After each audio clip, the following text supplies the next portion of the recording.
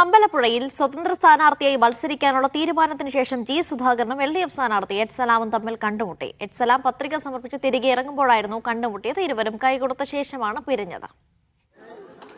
ഫൈസൽ അസീസ് വിവരങ്ങൾ നൽകാനായിരുന്നു. ഫൈസൽ, ഈ തെരഞ്ഞെടുപ്പ് ഗോതയിലേക്ക് ഇറങ്ങുന്നതിന് മുമ്പ് ഇരുവരും വലിയ വിമർശനങ്ങൾ പരസ്പരം ഉന്നയിച്ചിരുന്നു. പക്ഷേ നേരിട്ട് കണ്ടപ്പോൾ അങ്ങനെ ഒരു സാഹചര്യമായിരുന്നില്ല, അല്ലേ?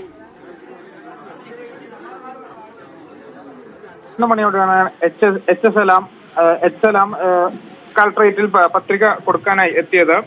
അതിനുശേഷം തിരികെ ഇറങ്ങുമ്പോഴാണ് ജി സുധാകരൻ പത്രിക കൊടുക്കാൻ വേണ്ടി ഇറങ്ങിയത്.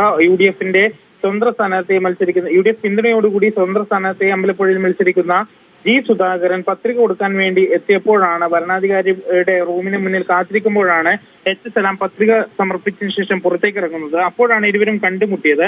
അപ്പോൾ തന്നെ ജി സുധാകരൻ എച്ച് സലാം കൈ കൊടുക്കുകയും ചെയ്തു. തുടർന്ന് അല്പസമയം സംസാരിച്ച ശേഷമാണ് അവർ ഇരുവരും പിരിഞ്ഞത് എന്നാണ് ഏറ്റവും പ്രധാനപ്പെട്ട കാര്യം. ഏതായാലും തെരഞ്ഞെടുപ്പിന് ഇതിന് തൊട്ടു മുമ്പ് വരെ വലിയ രീതിയിലുള്ള വിമർശനങ്ങളും കാര്യങ്ങളും ഒക്കെ ഇരുവരും അങ്ങോട്ടും ഇങ്ങോട്ടും ഉന്നയിക്കുന്ന സാഹചര്യം ഉണ്ടായിരുന്നു. അപ്പോഴാണ് ഇത് നേരിൽ കാണുകയും കൈ കൊടുക്കുകയും ഒക്കെ ചെയ്യുന്ന ഒരു സാഹചര്യം ഉണ്ടായിരുന്നത്. മനീഷ, ഇരുവരും പത്രിക സമർപ്പിച്ചു കഴിഞ്ഞു അല്ലേ?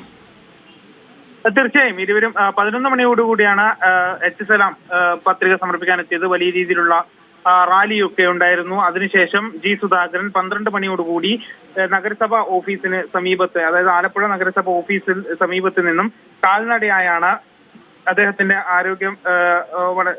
ആരോഗ്യസ്ഥിതിയൊക്കെ നമുക്കറിയാം. കാരണം കാലിന് പൊട്ടൽ സംഭവിച്ച ശേഷം അദ്ദേഹം ഈ ചികിത്സയിലായിരുന്നു. അപ്പൊ അതിനിടെയാണ് അദ്ദേഹം നടന്നുകൊണ്ട് തന്നെ ഈ കളക്ടറേറ്റിലേക്ക്, ഏകദേശം ഒരു 200 മീറ്റർ ദൂരമുണ്ട്, ആ കളക്ടറേറ്റിലേക്ക് എത്തുന്നതും പത്രിക സമർപ്പിക്കുന്നതും. അനീഷ, ശരി. ഫൈസൽ അസീസാണ് വിവരങ്ങൾ നൽകിയത്.